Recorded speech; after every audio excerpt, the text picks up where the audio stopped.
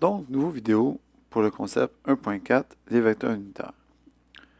On va s'entendre sur ce qu'est un vecteur unitaire aujourd'hui, en se demandant dans le fond comment représenter de façon efficace mes composantes pour un vecteur quelconque comme un vecteur A, B, C.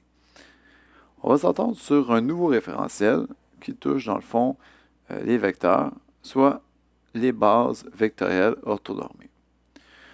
Pour ce faire, on va figurer un premier vecteur, donc on le voit ici, qu'on va appeler vecteur A, et on va se questionner sur quelles étaient les composantes du vecteur. Par exemple, on établissait que le vecteur A était déterminé par le point 3, 2, parce qu'on se déplaçait de 3 en X et de 2 en Y. Cependant, évidemment, le problème que nous avons, c'est que nous nous retrouvons dans le fond avec un vecteur qui est déterminé par des composantes scalaires. Alors pour ce faire, on va transformer nos systèmes d'axes, en fait, puis on va les définir dans le fond, non pas sur X, mais en termes de base orthonormée, soit en termes de I, J et K. Alors ça, vecteur A est déterminé par 3i plus 2j. Cela veut dire que le côté adjacent de mon triangle, qui est en X, sera représenté par I, avec une flèche, et le côté opposé en Y sera représenté par J, encore une fois avec des flèches. Ces nouveaux systèmes de référence pour ma base vectorielle nous donnent donc une base qui n'est pas définie par des scalaires, mais définie par des vecteurs. Des vecteurs orthonormés, parce qu'ils possèdent tous une norme de 1. I possède une norme de 1 en X, J possède une norme de 1 en Y, et K possède une norme de 1 en Z. Par exemple, pour mon vecteur A, qui serait déterminé par 4i plus 2j en 2 dimensions, ou 4i plus 2j plus 2k en 3 dimensions. Si je voulais en mesurer la norme, eh bien, je ferais évidemment la racine carrée de 4 à la 2 plus 2 à la 2 plus 2 à la 2 si je vais à l'utiliser en 3D. Et la racine carrée de ces trois chiffres-là me donnerait une norme de donc, 16 plus 4 plus 4, donc 16 plus 4, 20 plus 4, 24, donc ça me donnerait une racine carrée de 24. Ce qui me donnerait une norme suivante. Donc racine de 24, qui serait égale à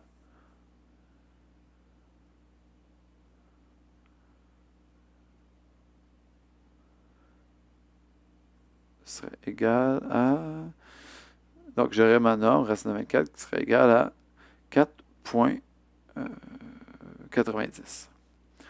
Évidemment, en toute dimension, je ne peux pas déterminer l'orientation. J'ai besoin de systèmes en 3D que je peux utiliser via les ordinateurs. Mais je peux facilement mesurer la norme d'un système comme ça. Donc, mon système de référence ne sera plus défini en X, Y, Z, mais en I, J et K.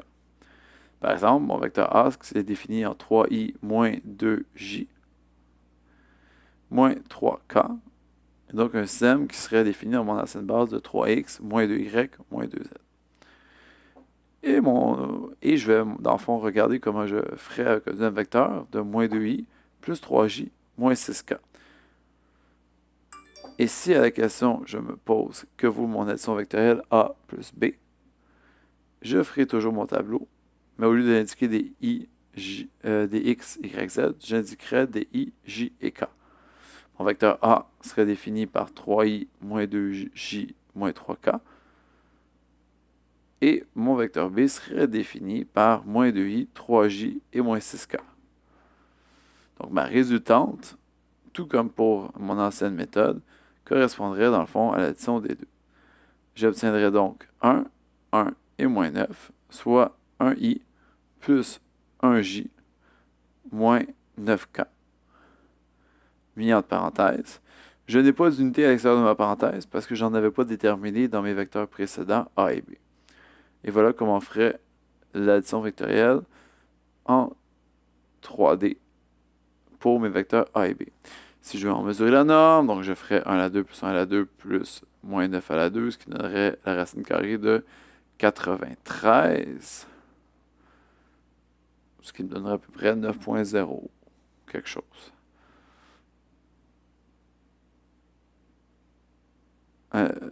Racine carrée de 83, pardon. 9 à la 2, 81, plus 1, 83. Donc, j'aurai une norme pour mon vecteur résultant de 9,11. Et voilà comment on ferait pour calculer la norme de ce vecteur.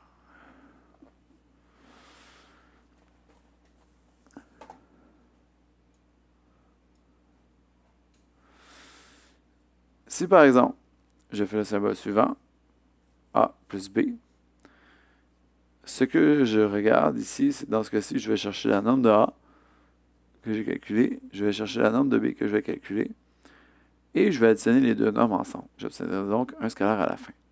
Par exemple, imaginons que j'ai 2i plus 3j, et que B est égal à moins 2i plus 4j plus 4k. Donc, je trouverai la norme de A, qui sera établie par 2 carré plus 3 au carré. Et je trouverai la norme de B, qui va être égale à la racine carrée de 13. Donc, approximativement 3,61. Voyons voir. Oui, exactement, 3,61.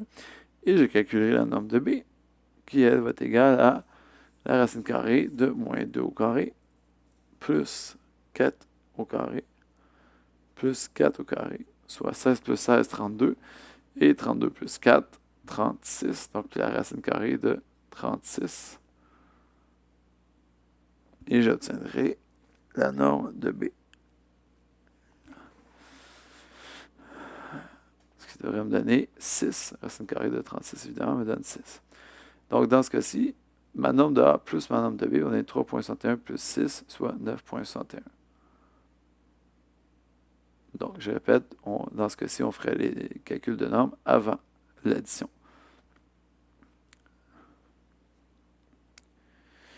Donc, autre type de problème, si j'ai 2i moins 3j plus 2k, et que b est égal à 4j moins 2k,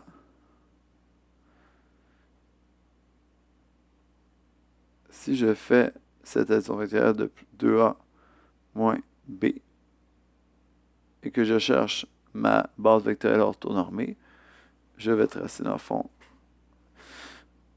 mon tableau et ma résultante en i, en j et en k. Donc, 2 fois ma composante i me donnerait 4i, 2 fois ma composante moins 6 et l'autre 4, alors que moins b va faire ça que je vais avoir moins 4. Oups, mauvaise colonne. C'est les j et les k. Donc, évidemment, en i, j'aurais 0. Donc, j'obtiendrai moins 4, parce que mon signe va changer, et plus 2, encore une fois, parce que mon signe va changer. Me donnant comme résultante 4i, moins 10j et 6k. Donc, voici les valeurs de ma base vectorielle orthonormée, mon vecteur résultant. 4i moins 10j plus 6k, ferme la parenthèse. Encore une fois, pas d'unité, parce que j'en ai pas établi avec mes vecteurs initiaux. Un autre exemple qu'on pourrait avoir, A est égal à 2i plus 3j plus 2k. Et je voudrais dans le fond établir ma base vectorielle orthonormée. Donc, dans ce cas-ci, ma base vectorielle va correspondre à mes vecteurs unitaires déterminés en i, j et k.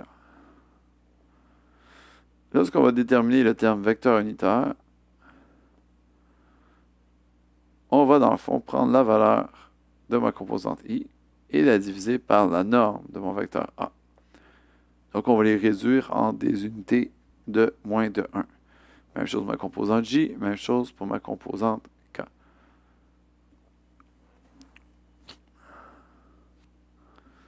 Donc, c'est petite erreur, norme de a et norme de a aussi, encore une fois. Donc, mon vecteur unitaire de a va correspondre à 2 divisé par ma norme. Donc, ma norme, elle vaut 2 au carré plus 3 au carré plus 2 au carré.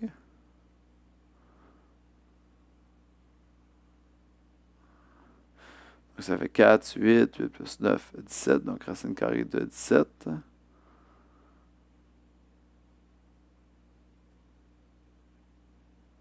Ce qui va me donner...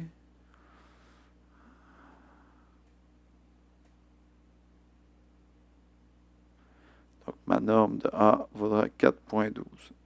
Donc, je diviserai ma composante I de 2i par 4.12.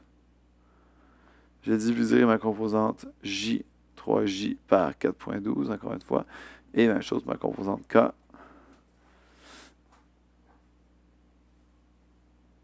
Et voilà. Ce qui va faire en sorte que mon vecteur unitaire va s'exprimer de la façon suivante.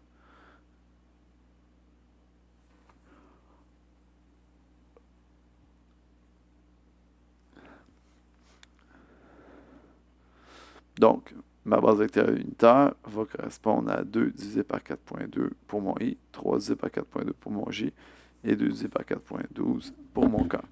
Ce qui donne 0,24I